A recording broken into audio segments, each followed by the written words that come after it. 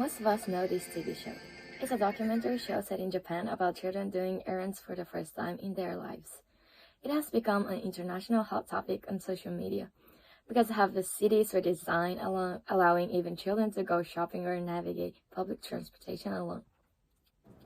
Today, our group will talk about the concept of walkable and compact cities, focusing on Japanese urban planning and design. First of all, I'm going to explain what synergies and independencies are. First, synergies is the idea that when two or more things work together, they can create a greater effect than if they were working separately. For example, imagine you're part of a group project at school. Each group member has their own unique skills and knowledge. So, when everyone contributes their skills and work together, the project becomes better than if each person worked on their own. Secondly, interdependency means the quality or condition of two or more things being mutually reliant on each other. For example, modern urban infrastructure is highly interdependent. Understanding local infrastructure interdependencies and critical failure points is therefore vital for cities to achieve long-term climate resilience. There are some examples with synergy and interdependency. They are reduced dependence on cars, improved health and well-being, improved access to resources or convenience, increased economic activity, reduced environmental impacts, eco-friendly and less, increase the quality of life, and more. Now I would like to focus on one of the points, improve health and well-being, that Sakura has mentioned. Compact cities can have significant positive effect on health and well-being of their residents by promoting walking, biking, and being social. Here are the two important factors of health I would like to focus on from now. First is physical health. Compact cities encourage citizens to walk or cycle to their destinations, which can be very faster and less stressful than driving in the traffic. Moderate amounts of physical activities can improve cardiovascular health, reduce obesity, lower our blood pressure, and makes muscles very strong.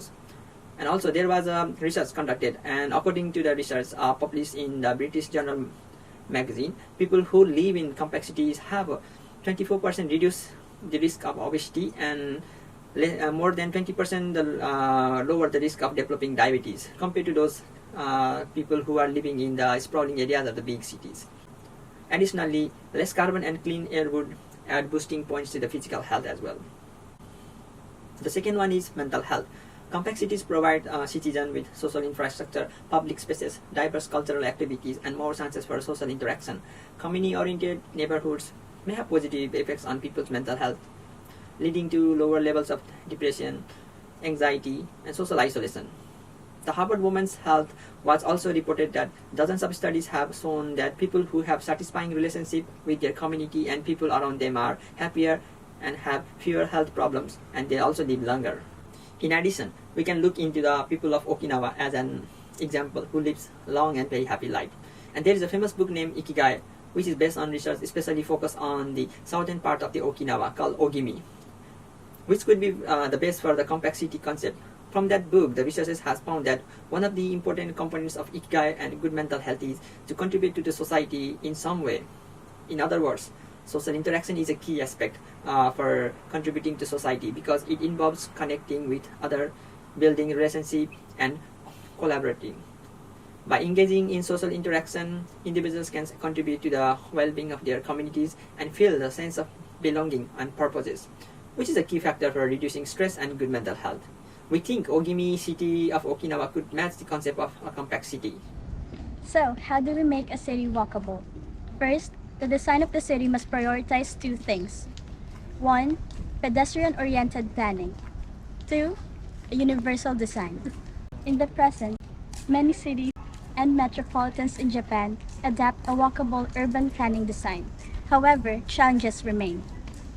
According to this research conducted by the Japan Federal Automobile Association, only about 39.8% of the vehicles stop when people are about to cross pedestrian lanes without a stoplight.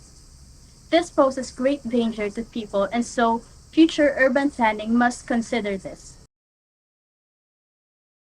A specific example would be Nanzan University. Every Nanzan student knows how difficult it is to go to campus every day because it is far from the train station. So we can imagine how a person who is in a wheelchair or has health problems will have difficulty going to our campus because it lacks universal design. Next, I will talk about planning and design constellations. First, mixed land use and zoning. Mixed land use in a compact city refers to land use in which offices, factories, and shops consist in one building. The constellation of facilities necessary for daily life makes people's activities more efficient. A mixed land of compact cities can be divided into multiple network type, shower type, dumping type, and high-drainage type. Next, I'm going to explain connectivity and public transit. To increase walkability within a compact city, a well-connected network integrating working and public transport is needed. Toyama Prefecture is working on building Toyama-style urban management through the compact city strategy.